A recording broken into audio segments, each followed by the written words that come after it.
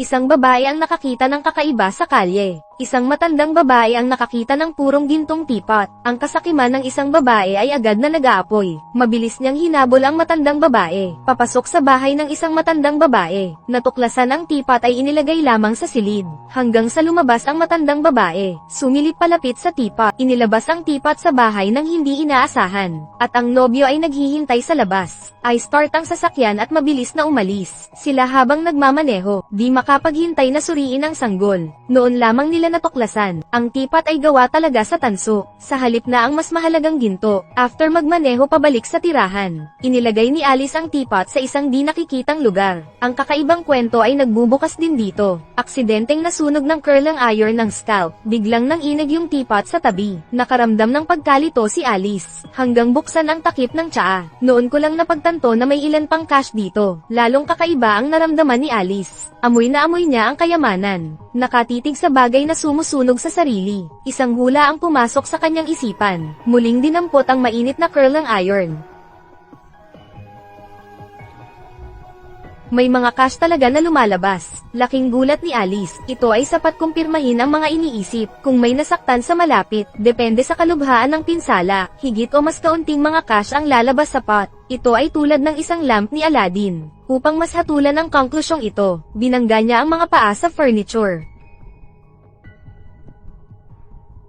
Biglang lumitaw ang pera sa teapot. Nakakatugon sa mga inaasahan ni Alice. At paulit-ulit niyang sinasaktan ang sarili, hanggang sa umuwi ang boyfriend. Pagpasok sa isang magulong kwarto, nakatingin sa bagbog na si Alice. Naghinala pa na may magnanakaw sa bahay. Walang intensyon si Alice na ipaliwanag ito. Dinala niya ang kanyang kasintahan sa sala. Bago pa man siya makapagsalita ay sinampal na niya. At sinampal si John ng walang dahilan. Bago magkaroon ng oras para matauhan, si Alice ay tumalikod na hawak yung teapot, at nahulog ang mga cash mula sa loob. Sinabi ni Alice ang tungkol sa mahika ng teapot. Di tinanggap ni John ang explanation. Hinala niya ito ay isang kalokohan lamang. Nadama ni Alice na kahit anong paliwanag useless ito. Gumawa siya ng devastating na kick. Bumagsak ang lalaki sa lupa sa sakit. Kasabay nito, mas maraming cash ang nakakalat. Nakumbinsi si John sa mga katotohanan. Pero tungkol sa way ni Alice na saktan ang sarili. Paano makakuha ng mga cash? Si John ay hindi mapalagay. Alam niya na kung di siya titigil sa oras, maghahatid sa malagim na kapalaran. Ngunit hindi iyon iniisip ni Alice. Itinuring ni Alice ito ay gift from God. Walang choice si John kundi sumang-ayon at pumayag. Gayunpaman, sa susunod na umaga, nalaman lang na nawala ang teapot sa malapit. May note din na isinulat si John sa mesa. Naiintindihan ni John di makontrol ni Alice ang teapot. Nagpa siya na ibalik ito sa may-ari. Nang bumalik siya sa bahay ng matandang babae, matagal nang disyerto ang lugar na ito. Nakatingin sa mainit na patatas sa tabi. Dumating si John sa antique market. Humingi ng facts mula sa experts. Lumabas na ito ay kabilang sa isang ancient oriental country. Mayroong 2 taon ng kasaysayan. Mukhang isang kayamanan talaga ang bagay na ito. Dinala ulit ni John ang teapot pauwi, at gumawa ng mga rules kasama si Alice. After makaipon ng milyon, hindi na ito gagamitin. Masayang tinanggap ni Alice ang kasunduan. Sa puntong ito, wala nang kontrol ang pinsala sa kanilang dalawa. Upang mabilis na makaipon ng kayamanan, na-wax ni Alice ang lahat ng buhok sa katawan. Mas malala pa ang kay John, nang walang paggamit ng anesthesia. Maraming ngipin ang natanggal by force. I try ang makakaya upang magdulot ng pinsala. Nakakuha sila ng malaking halaga na $200,000.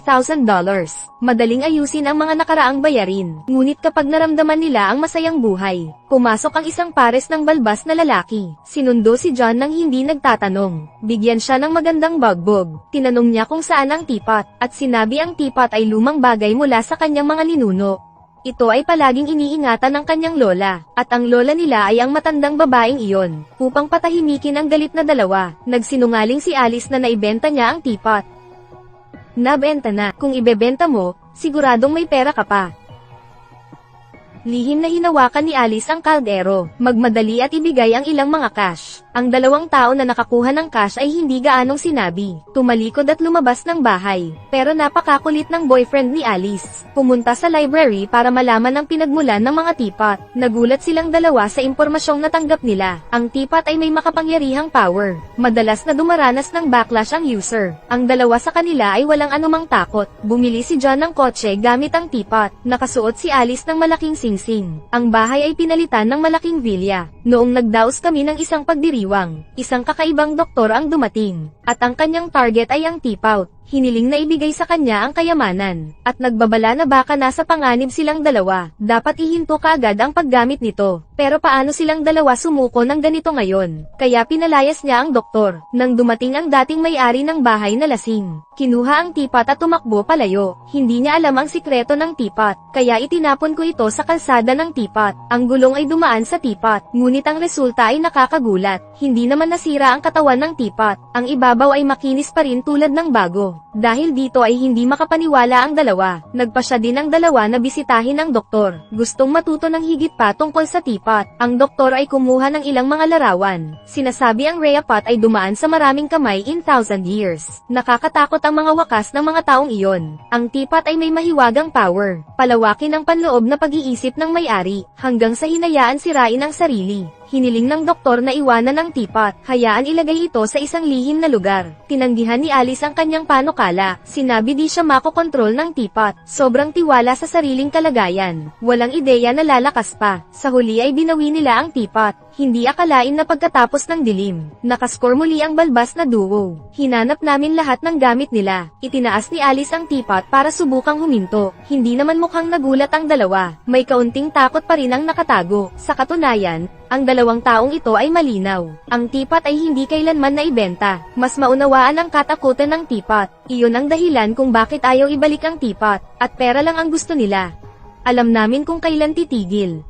Huwag mong sabihing hindi kita binalaan. Pinagmamasdan ang sariling sakit. Ang yaman na natamo lang ay kukunin. Ayaw ni Alice at sinubukan niyang lumaban. Sa huli, natalo siya at nataman siya sa ulo. Nang magising siya, iminulat niya ang mga mata. Lahat ng cash ay biglang kinuha. Mayroong isang bagay di inaasahan. Pababa ng pababa ang mga cash sa teapot. Wala silang choice kundi makipagsapalaran. Nagpa siya pumunta sa pub para maghanap ng gulo. Inumin ang matapang na inumin after ng isa pa. Si John ay tumingin sa matipunong lalaki. Sadyang pukawin ang kabilang partido. Di akalain ang kabila ang magkukusa. Tumalikod at hawakan si John sa puwer. Sa sobrang galit sinampal siya ni John. Ito ay nagalit sa matipunong lalaki. Isang kamaong bakal ang tumama. Malaking bilang ng mga cash ang ibinuhos mula sa teapot. Kinabukasan, gulat na gulat si John sa kalye. Natagpuan ang doktor ng nagkataon. Nagbigay siya ng payo kay John. Ang masamang epekto ng mga teapot ay lumalaki. Ang panganib na ito ay dapat mapigil asap. Kasabay nito, nagpapahinga si Alice sa kalsada. Nadulas at nahulog ang isang binata sa tabi. Ang teapot ay mayroon ding mga cash. Pag ang pinsala ng sinuman ay pinsala, kahit ang distansya ay di malayo may cash pa RN. Kaagad na ibinahagi ito kay John. Nanood sila ng boxing. Nanood ng live childbirth. Ang kayamanan ay sunod-sunod na. Maya-maya ay lalong naging matako si Alice. Maging ang pagmamaneho sa isang pulubi sa kalye. Nais direktang magdulot ng aksidente. Salamat kay John sa pagpigil sa oras. Halos hindi makaiwas sa sakuna. Pakiramdam ni John ay may mali. Gustong iabot ng mabilis ang teapot. Galit na galit si Alice pagkarinig nito. Binigyan ng verbal output ang boyfriend. Galit siyang lumabas ng sasakyan. Sasaktan mo ang sarili mo.